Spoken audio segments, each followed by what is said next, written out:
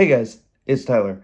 I wanted to talk about breakpoints today, the concept of when 3 is equal to 5 and so on. Now, what do I mean by that? Well, in games, a breakpoint is when a number changes the game state. So that is something goes from conscious to unconscious, from unconscious to dying, from having stamina and able to take certain actions to not having stamina and being unable to take those actions. From being able to move into range to hit the guy to not being able to move into range to hit the guy. Knowing these breakpoints will really help cut a lot of the chaff from your crunchy games, especially, but also just give you the mindset of a lot of the times it doesn't matter if you memorize everything to an exact T. Let me give you an example.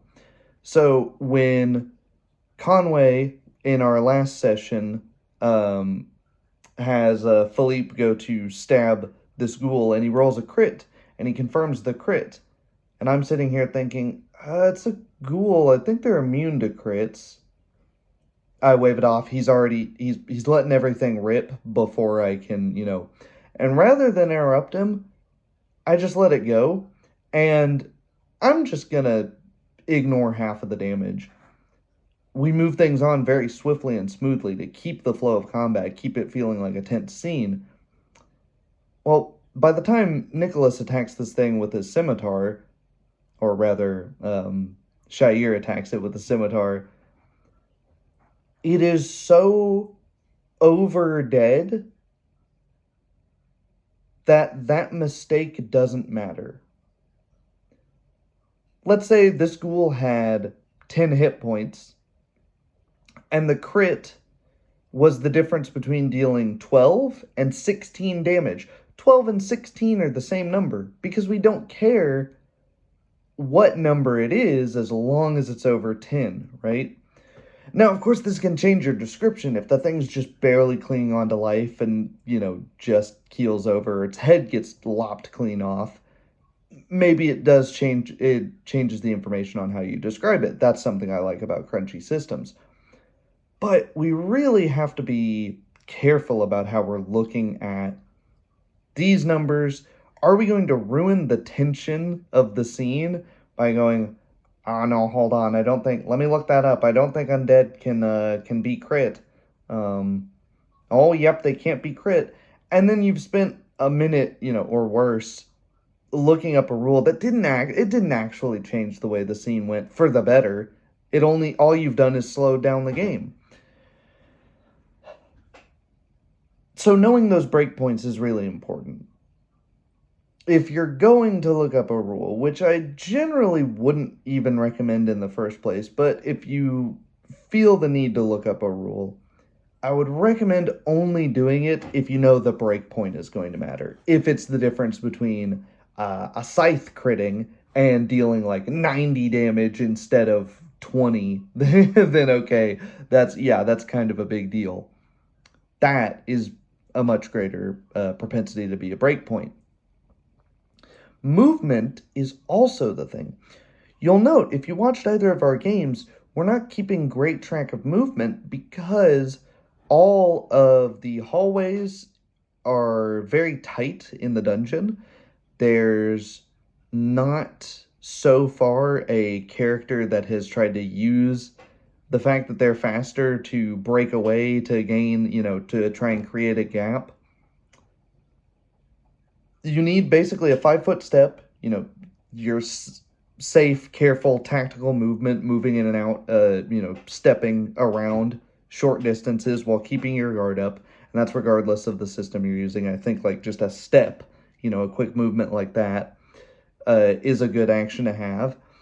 And then full movement beyond that, well, obviously if you're trying to chase after somebody or you're trying to close a really big distance, great, that's fantastic. But very often, the difference between 20 feet of movement and 30 feet of movement is, it's negligible, right? There's a breakpoint, though, where if somebody's at exactly 60 feet away, well, now all of a sudden in, Pathfinder, Dungeons and Dragons, etc., you can charge the guy, but the dwarf can't.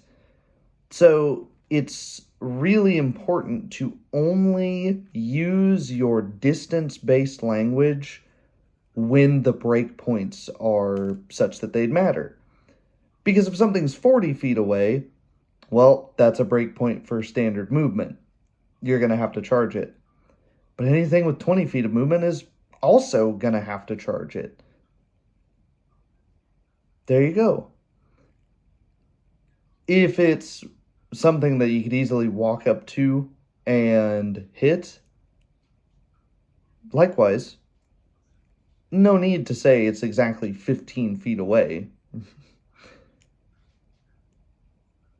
The times that I wouldn't do this are particularly because it can get very confusing in theater of the mind to rattle off exact distances. Well, he's 15 feet away from you, 25 feet away from you, 30. Okay, well, if he's 15 feet away from you and 35 feet away from you and 25 feet away from you, that doesn't matter for any of you, right? Because these are all within the breakpoints. If you have 30 foot of movement, anything below 30 feet is negligible. You don't need to worry about it. You only need to be worrying about things that are greater than 30 feet in movement. So yeah, that's the thing about breakpoints. That can really help you, just looking at those numbers, cut out unnecessary mechanical talk. It can help you cut out confusing situations where you're just spitting out a bunch of numbers and everyone's going, and you're trying to position yourselves without doing a actual battle map, battle grid, where now you're a little less immersed because you're playing from a bird's eye view, and you'll have the same slowness, but in the form of setting things up. So let me know what you guys think. The vast majority of my tips are about flow of play, or about getting more time in to play, and it doesn't necessarily have to be fast-paced either. The games I run and play in, as you can see, are not 100% action-paced all the time, go, go, go. It just lets us do more of the in-character thing, take in more of the world, take in more of the characters, and get the combat in and all of that if that's what you want to do, instead of, to me, what's, paperwork. I don't want to sit here and do paperwork. So the more of that I can automate in my own head as a GM, the better. Fantastic. So yeah, make it obvious if the movement is going to be an obstacle. Otherwise, just memorize those breakpoints. See ya.